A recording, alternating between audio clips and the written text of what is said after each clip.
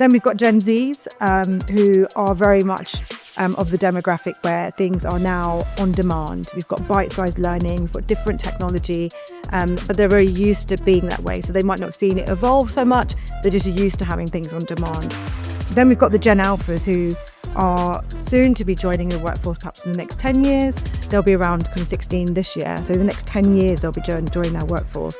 But they are the first generation who just knew technology as it was. We're very proud and excited to be starting a graduate programme this year. And there's two reasons why I'm proud and excited to be doing that. One is because it's bringing a different generation into the organisation, which we've got representative, but they'll have a different skill set, speak a different language to what I speak, and use different technology, and we'll learn from that. So it's understanding your workforce and understanding what makes up that workforce. How do those people work? How do they communicate? You talked about this earlier, Shireen, around different learning styles. So therefore, as an organisation, we need to understand how we communicate and give a variety of ways that we communicate with each other. Well, I think you've hit some really, really interesting points there. And one of the key things that I've seen over the last few years is sharing of knowledge, and it's just because you're of a certain generation or age, don't mean to say you're the most knowledgeable person in the room. Like you said, 50%, I think it was in the report we talked about, 50% of Gen Z respondents said that they rarely, influence workplaces. They don't have a voice.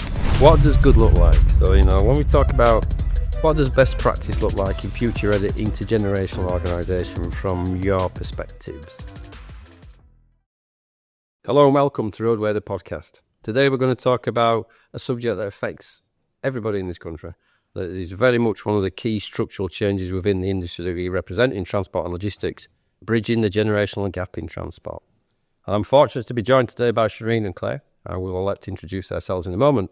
But before we do that, I just want to give some context to the conversation today. We're in an era where we're facing a talent shortage, a skill shortage. Technology is changing, our lifestyles are changing. So we need to start to plan for not just the next 10, 15, 20 years, but 50 years and beyond. And we need to consider people's stage in their life, the knowledge that we lose when they leave industry, but also what that future roadmap looks like. And I always use the word road because it's logistics and transport. So bringing it down, first of all, if we can start off by introducing yourselves, please, Clare and Shireen, and give some context, and then we'll go into some questions that we've got. Thank you, Richard. Yeah, so I'm Clare Murphy. I'm the head of HR at the RHA. Thank you. Thanks for having me. I'm Shireen Ali Khan, a Behaviours and Engagement Specialist for Active Consulting and here for Women in Transport today. Yeah, well, thank you both. Shall we start off by explaining what we mean when we talk about the generations in the workplace? Because I always describe it, probably wrongly, as I visit members, that there's 5 generations in the workplace. Forget which ones are which, and then draw randomly the relevance of each one. But there's actually a real importance in us understanding this makeup of the current workplace. Shireen, would you like to lead on that? Yeah, absolutely. Thank you. I think before we speak about the different generations, is understanding that actually historically, this is probably the first time we've had 5 generations, soon to be 6. I think most workplaces had maybe 3 generations, which is always up for comment, up for debate, and really kind of highlighted the way that our culture was developed in the workplace. So by having 5 to 6 generations, and I'll go into the detail now, it just really shows you how different we are as human beings, and we are almost products of our time. And so we have baby boomers, which were from 1946 to 64. And some of the ways that these generations like to be treated, they might prefer structured, instructor-led training, for example, but really kind of classroom environments, very formal recognition, and those more structured ways of working. Then we go through Gen Xs, which are born in 1965, kind of circa, and they maybe favour practical, more self-directed, maybe hands-on learning. So immediately there we've got two kind of differentiators within those generations.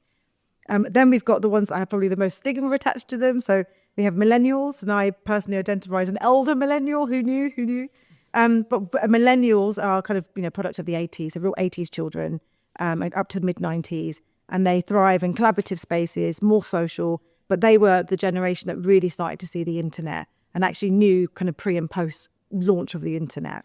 I think people remember when they had their first email address, that kind of thing. Then we've got Gen Zs, who are very much of the demographic where things are now on demand. We've got bite-sized learning, we've got different technology, but they're very used to being that way. So they might not have seen it evolve so much, they're just used to having things on demand. Then we've got the Gen Alphas, who are soon to be joining the workforce perhaps in the next 10 years. They'll be around kind of 16 this year. So the next 10 years, they'll be joining our workforce. But they are the first generation who just knew technology as it was. So AI is absolutely normal for them. Internet was not a pre kind of post thing. It's very normal for them. A lot of things are AI enabled, but also gamified. So this kind of way of learning is very short form media, and it's just normal for them. So that's a very loose description of not only who's in the sector and who's kind of working, across the planet, but actually just different ways of working immediately in there. Some stereotypical, and we'll talk a bit about that in a second, but that just gives you an overview there. If you may just ask a question, which I frequently get asked when I attempt to talk about this subject, not as detailed and as expertly as you do, what defines a generation? Absolutely. Some of this, when we get into stereotypes, so partly it's about, okay, what year were you born in? Great, you fit into this box. But actually, it's culturally what's happening. It's economically what's happening. It's technologically what's happening. What other things are available for this group of people who are alive at this time?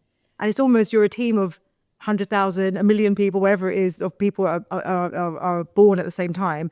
What are their likes, their wants, their needs? How do they adapt? And that's where we get into generalizations of this group of people works in this way.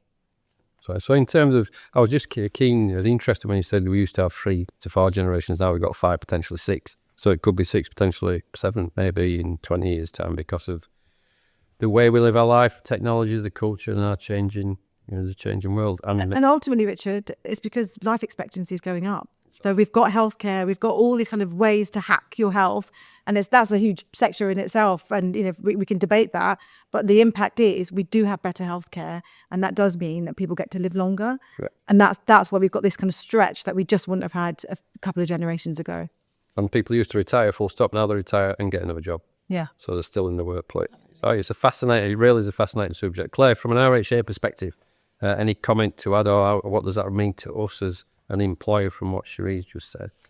I think, like you said there, that there are, technology now. We've got the latest generation, if you like, didn't know, life without technology. So as an organisation, we've got to be in touch with that. We're looking this year to launch our own internal AI. And we'll talk about that a bit later on. But certainly, how do we retain the knowledge that people are from, leaving the industry or leaving the organisation? We need to work on, building that knowledge, to retain that knowledge, but also looking at, you touched upon it there, Richard, around, flexible retirement. So we might know that somebody in our workforce wants to leave within 3 to 5 years. How can we retain that person in some way if they want to? So that might mean going part-time or working flexibly, things like that. So there's a whole myriad of different ways that we can look to, support this. Yeah, absolutely. And I think it's one thing as an employer, and having worked in the industry for 35 years in different guises, we shouldn't fight this and try and go back to what it used to be, because it never will. It's a bit like I was described as toothpaste. Once it's out of the tube, it doesn't go back in. So we need to understand it, we need to work with it. And I'm really interested in the future generations that we don't know yet. And your point there, Shireen, about the current generation that's in the making is really understand how they're learning, understand what that will make them going forward. And that's where intergenerational planning is so very, very important. And we'll jump around a little bit as we go through the questions, but I was in a structured way. But I was very fortunate last year to come to a roundtable event and I always tell this story, in Westminster, I think it was last year. Yeah. And it was a roundtable event and it was talking about this very subject. And I must admit, I went in with slightly blink of view thinking, not sure this is going to be, I expected, and it was fantastic. It was a great event where we had all generations in the room talking from their perspective around what work meant to them and what they were looking for. And from that, we produced a report jointly between the RHA and Women in Transport, which I refer to daily, wherever I go, to our members and our non-members, saying you need to read this and you need to look at the learnings and some of the recommendations from it. And if we just focus on 2 or 3 of the recommendations, which, as part of the podcast at the end of it, we'll obviously have the ability for you to download the copy of the report. So a lot of what we're talking about, you'll be able to read and research or get in touch with either organisation. So there's 11 actions for future ready in the intergenerational workplace. If we talk about mapping your workforce by generation and career stage, first of all, what does that mean? And what do we need to be thinking about doing? Claire, do you want to lead on that and then Shireen come in? Yep, thank you. So I think this comes back to the piece that we've been talking about all along with this report, is that, we talk about a skills gap. but we also talk about a connection gap and understanding each other. We were talking about this earlier around actually understanding different generations. And Richard, you talked about this around the round table that we did. Simply put, that was sitting in a room with different generations talking about how life is for you. And that's it. It isn't about, we've given 11 steps in the report, and so we encourage you to download those. But that is, some of those things in there are really tangible examples of what organisations can do. Understand your workforce. So know the different age demographics. It isn't just about age, but about life stage. So understand, the people that may be choosing to leave your organisation within the next 5 years. But then the adverse to that is, what is the gap going to be? So this age, the newest generation, for instance, they only know technology. Yeah. So therefore, we've got to do more with technology. We've got to build a knowledge bank, which we're looking to do this year, using our own internal AI. So we're investing in technology this year because we know we have to do that. We have to, bank that knowledge that those people that are intending on leaving the organisation in the next few years can, we can store it. But also we can learn from it and therefore then retain it and use it in the future. So it's understanding your workforce and understanding what makes up that workforce. How do those people work? How do they communicate? You talked about this earlier, Shireen, around different learning styles. So therefore, as an organisation, we need to understand how we communicate and give a variety of ways that we communicate with each other, but also how we learn. Again, that's different. So it's bite-sized, it's short, but not every generation, and not labelling it, but not every generation learns in that way. So you have to have a variety of different ways to do it. We know that we're going to, potentially lose people through retiring, but it's also looking at how we can retain them, perhaps, like I said earlier, by working part-time. But it's also looking at how we can build our talent pipelines. So looking at graduate schemes, we're looking to launch our own graduate scheme this year. Apprenticeships, we've always been very passionate about apprenticeships within our organisation, both for bringing in that early talent, for growing our existing talent, and actually really looking at, how we can create those career pathways, as I'm sure a lot of organisations, are looking at doing. But it's really planning for that in terms of that succession planning. It's something that we've got to do. It's not something that's a nice to have anymore. Yeah, absolutely. And I think from my perspective, of kind of taking that lens out of as what we can do as a sector, the statistics show that, and this has come out of the report, that Gen X's and millennials make up around kind of 36 and 39% of the sector. And so we know we've got a concentration within a couple of generational groups there. So this is data. This tells us that with the next number of years, some of those generations might be at early retirement or higher management, whatever it might be. But there'll be some form of succession planning and some mapping, as Kay's been talking about, that can happen. So there is already data there. So I think part of that is just understanding, yes, this might seem like a big topic, it might seem a little bit intangible, but when we brought this topic to RHA and Women in Transport, part of it was understanding is that we need to have this conversation now. And if we don't, we'll be in trouble, and then we'll think, oh, maybe we should have spoken about this. So it's kind of understanding that there is definitely something that can be done. And the report highlights there are 11 really tangible ways that we can connect people. And it's almost taking age out of it and not seeing any of this as a problem. It's saying actually what opportunities can come by us working collaboratively and connectively. And so for me, I talk about life stages a lot, and some obvious ones that we might pick on are around menopause. And we know that affects women in lots of different ages, but we can stereotype certainly, but it affects people in lots of different ages. But that can take a decade out of somebody's life. Anybody who has a womb, so anyone who has a womb, that's 10 years of knowledge that can be lost, around uncertainty for the individual. There's a lot in there. So at what point do we have those conversations? We can pick on childcare, because again, that's an easy one for us to understand. What we haven't discussed, I know that yourselves are doing really good work around this, is around some of that health-related challenges that we have. So I know you're doing work on diabetes. We had a podcast episode for the Women in Transport podcast. So I know that the depths of work you're already doing. But are we talking about Alzheimer's? Are we talking about dementia? And these things, again, actually affect at very different ages. But we know there is data that shows us it's certain demographics. So actually, what are those conversations looking like? So how do we support people at different life stages? And then we've got knowledge transfer. So again, I'm deliberately taking the conversation away from age. It's actually, how do we transfer knowledge, where somebody might actually just leave the organisation and go to a different organisation. Do we as a sector then say, oh, sorry, you left the organisation, therefore don't speak to us? Or is there that open door mentoring opportunity? What does that look like? And then very lastly, that wider future mapping of not just 10 years, 20 years, what does the next 50 to 100 years look like? And that might sound bold to listeners, but I do know the sector, you've got companies that are 100 plus years old. So actually this shouldn't sound scary. What I'm saying should sound possible, with a bit of imagination, a little bit of foresight, but willingness to actually work with your organisation, with other human beings, and sector wide is really what we're wanting.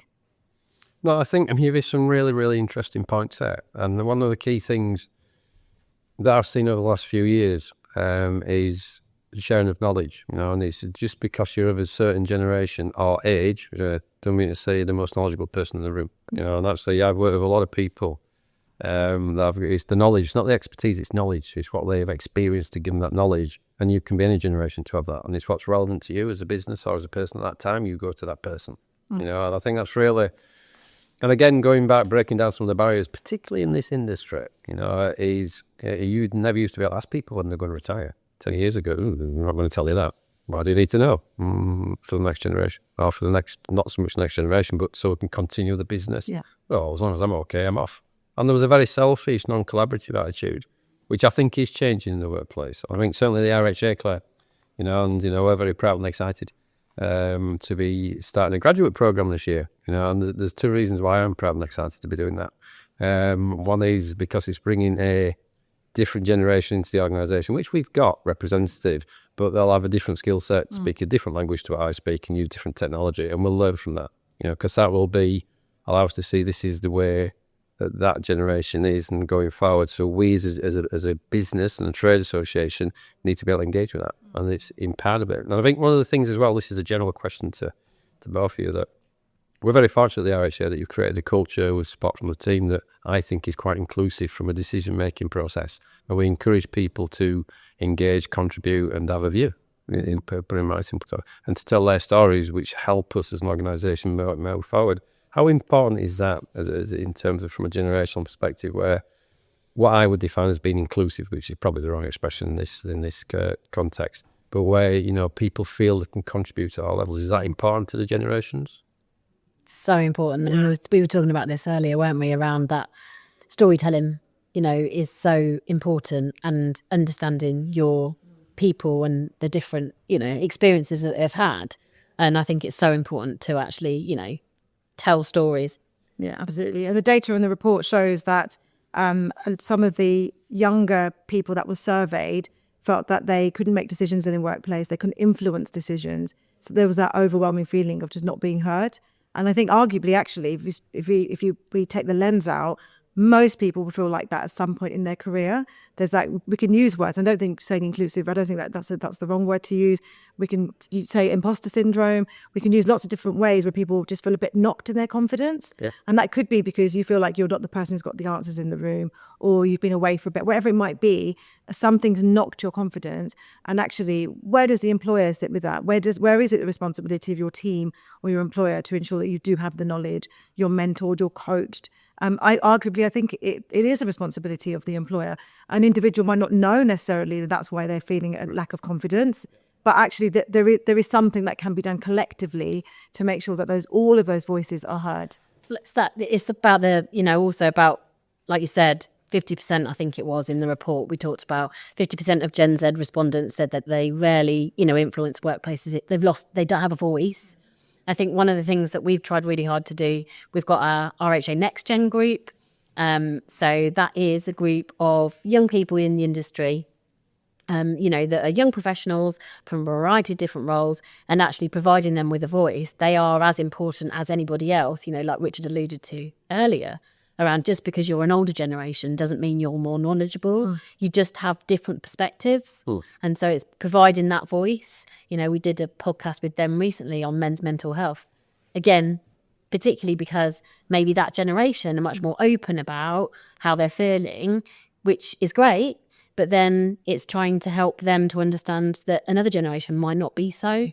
So it's understanding difference, isn't it? And understanding different styles as well. Yeah, absolutely. And that leads to communication styles and just really understanding that our leadership platforms, hierarchy, whichever word you want to use, won't look the same as it did yesterday.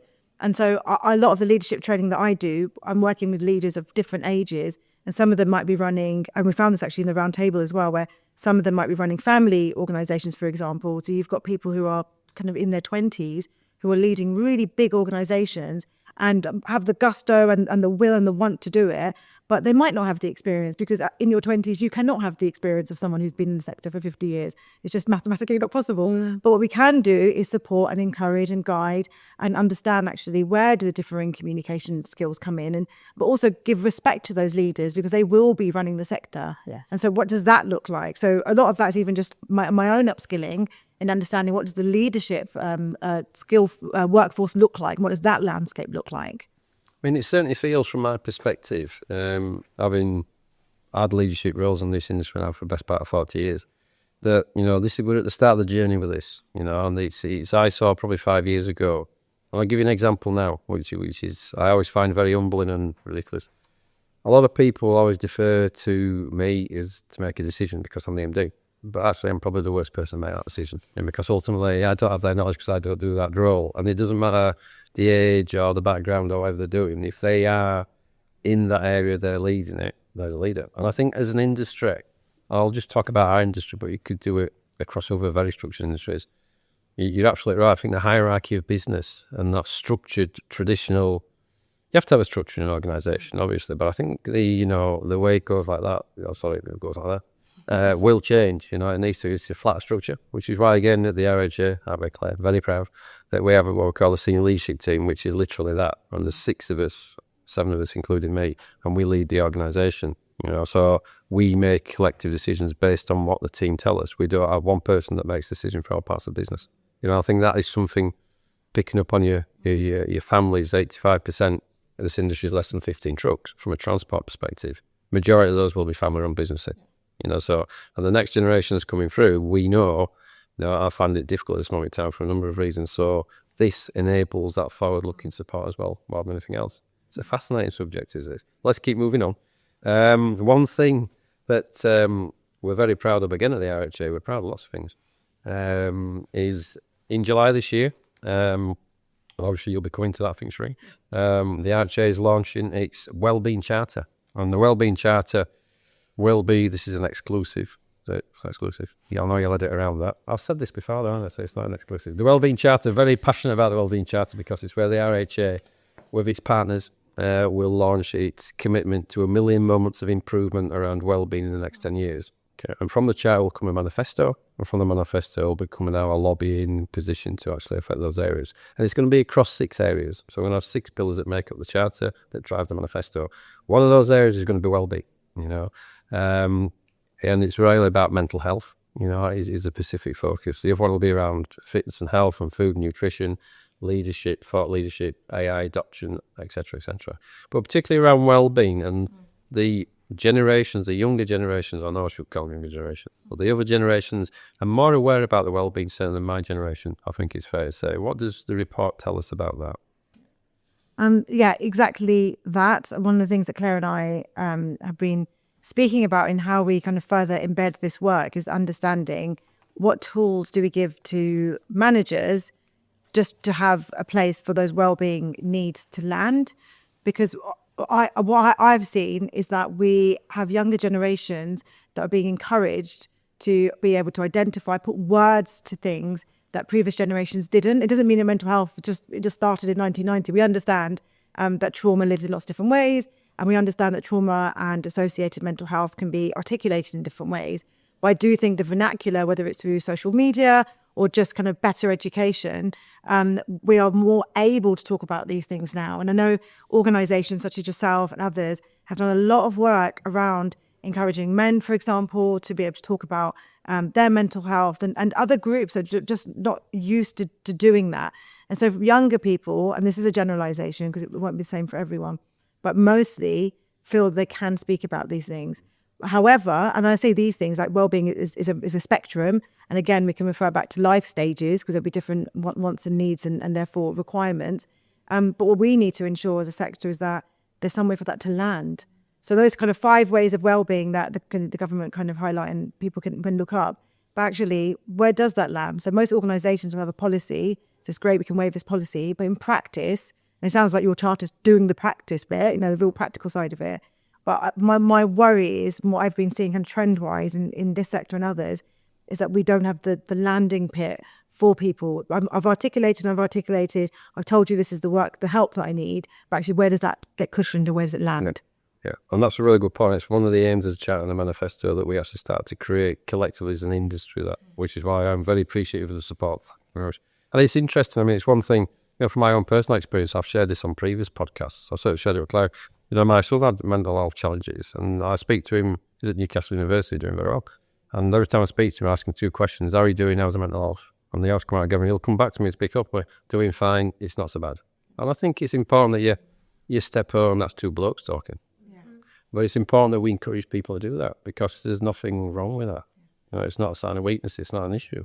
Claire, what about your I was just going to say that I think the more that's the point. I think the more that we talk about it, the more that we normalise it and actually remove the stigma. So we talk about, men's mental health. We talk about it, and that's the thing. I think as a trade association, we can influence that change in culture at a real scale.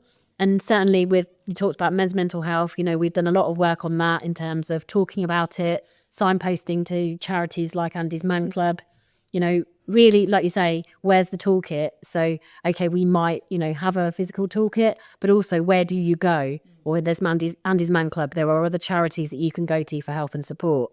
The same with diabetes. We've done a lot of work with the Diabetes Safety Organisation, and we've spoken to our membership and to our stakeholders around that storytelling piece. So again, we had one of our members that came forward as part of work we were doing on diabetes to say that he was diagnosed late on in life with type 2 diabetes, and he talked about it on a podcast, and he didn't have any symptoms, he was undiagnosed, he'd missed his over 50s health check, but by talking about that, he then normalised the situation. He was diagnosed with type 2 diabetes, he's now managing that condition, and he was talking about it openly.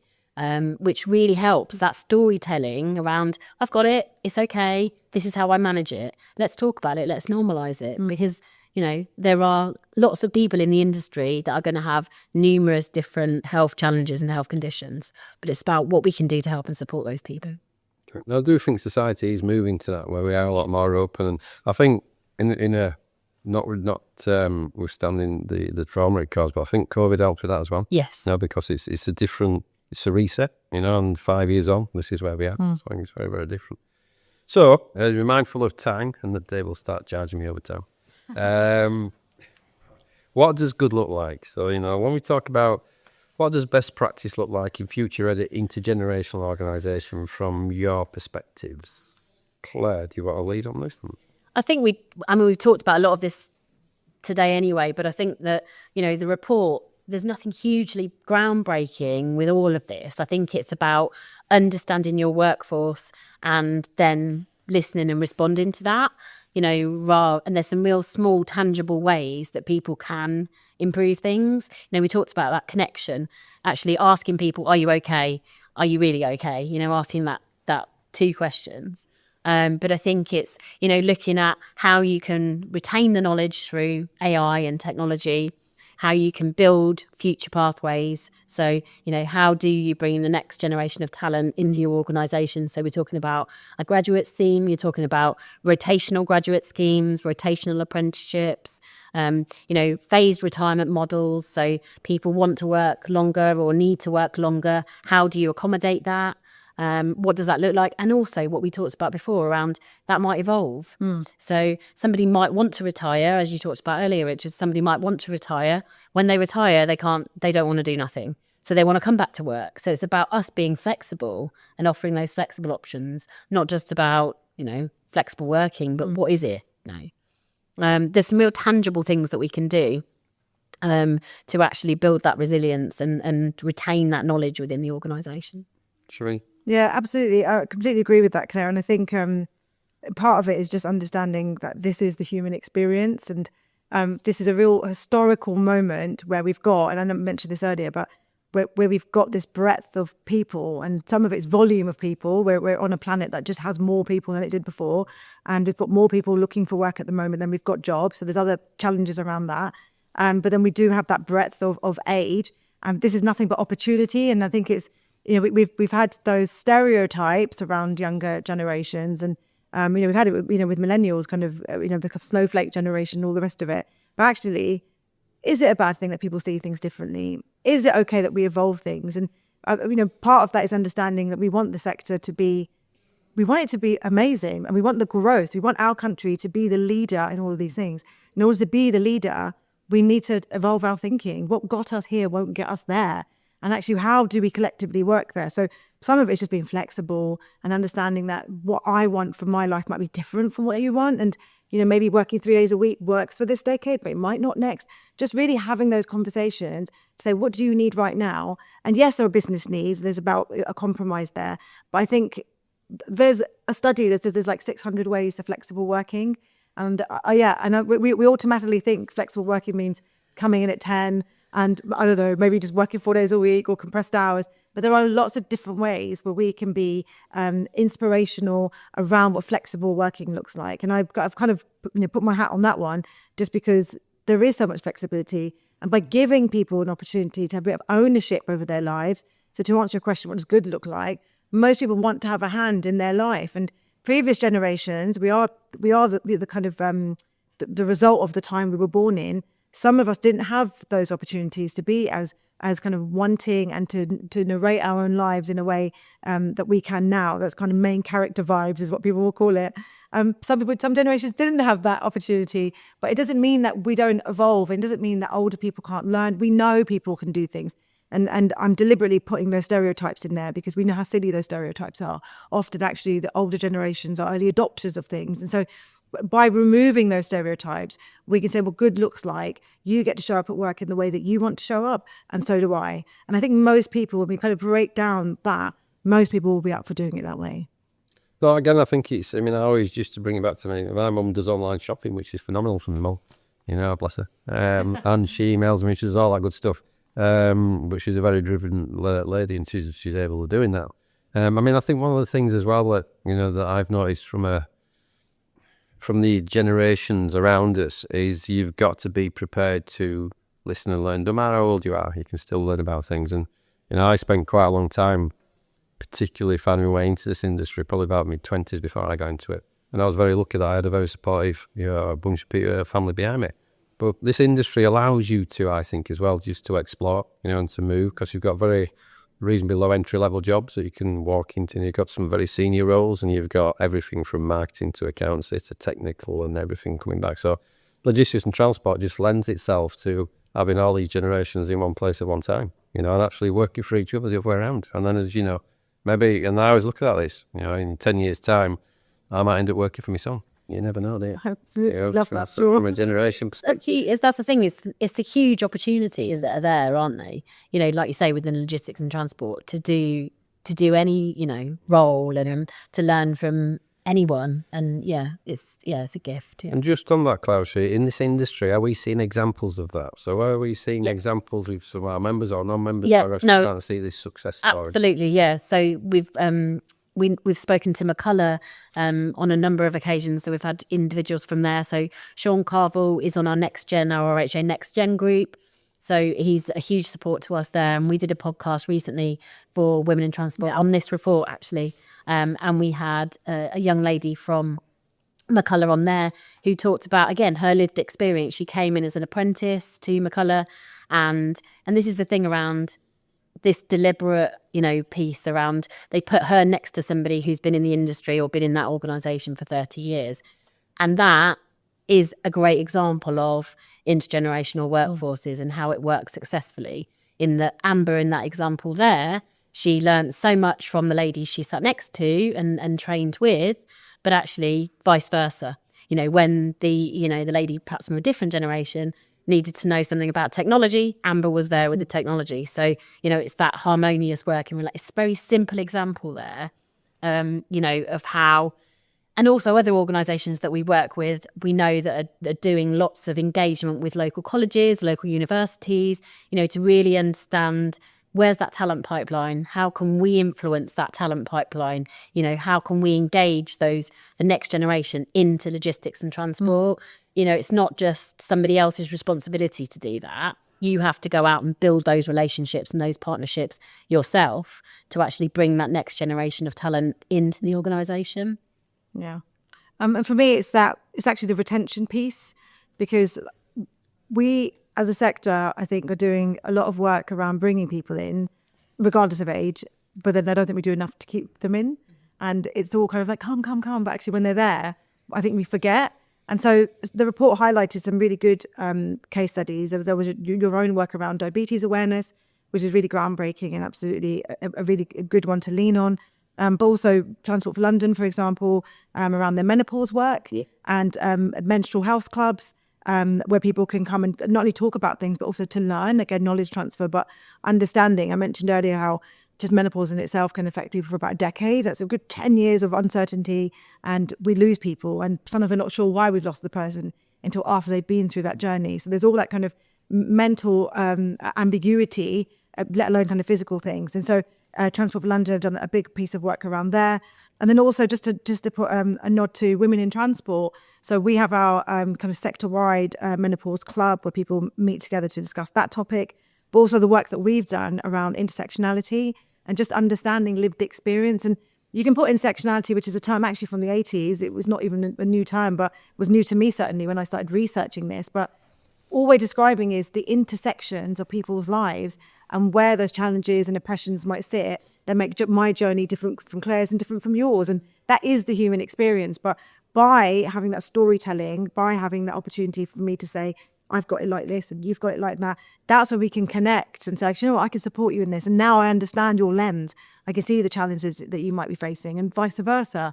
But everything that we're describing today is about being a human being. And there's lots more that we need to do on that. But really good case studies have come out of there. Some stuff internationally around in Canada, for example. And again, this is referenced in the paper, but Canada Rail have done a piece of work around phased retirement. And this touches upon what we were discussing earlier, where retirement in 2026 will look different to 2036, to 1996 and all the rest of it. Because we are just in a different time and we are having these conversations for the first time. When you think about your retirement, it will be the first time that you're having that actual thought when you're in that moment. You might have considered it, but when you're at that point, same for me. So if we take it from that perspective of this is all a new conversation for any person, I might say I'd like to retire and then the next day say, well, I'm a bit bored now, what do I do?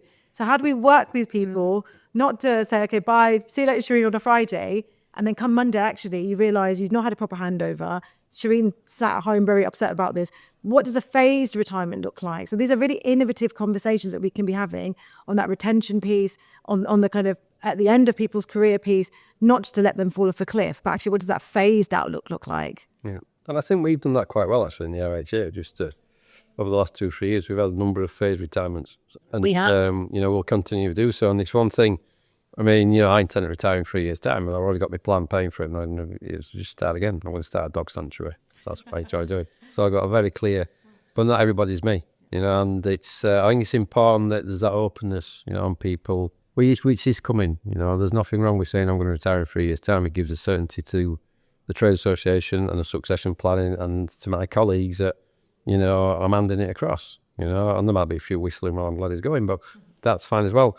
I was fascinated because we were just getting to the closing part of the podcast now, and again, I'll just say a few things and ask for comment on it. And I was reading the script, and there was, what can we do? What should we do today? So if you're working in an organisation or a leader of a section or a leader of a business, what should you do? And I actually read these and thought, let's do that, or try and do it as often as I can. I know you do plan. I encourage people to do this. So here they are. Go and talk to somebody 10 years, 15 years younger than you. Do it today, do it tomorrow, and understand what motivates them and what they're looking for in the workplace. And most important, while talking to them, listen to what they're saying. So it's not criticism, it's just them giving you feedback, it's what they feel. Share the resources and best practice across your network. So we spoke about collaboration. It's been a constant theme. It's not just about what I do, or we do as a trade association, or you do as Women in Transport. It's what we do as an industry, and that's a really important word. Review the organisation's initiatives. Really, really important. So is it relevant? Is it adding value? Is it creating knowledge? Is it something that's going to be here in 10, 15, 20, 30, 40, 50 years' time, as you said, right? And then invite feedback. And this to me, certainly from my background, is the one where people take feedback as criticism. And it's not actually. If you can sit there and just take it generally as feedback and it's just what it is, well, that will allow you to drive things forward. So, those were my big takeaways from the report and from our conversation. And just in closing, I'm just going to give you just a minute or two each just to conclude and wrap up and give any closing remarks to anybody. Claire, would you like to go first?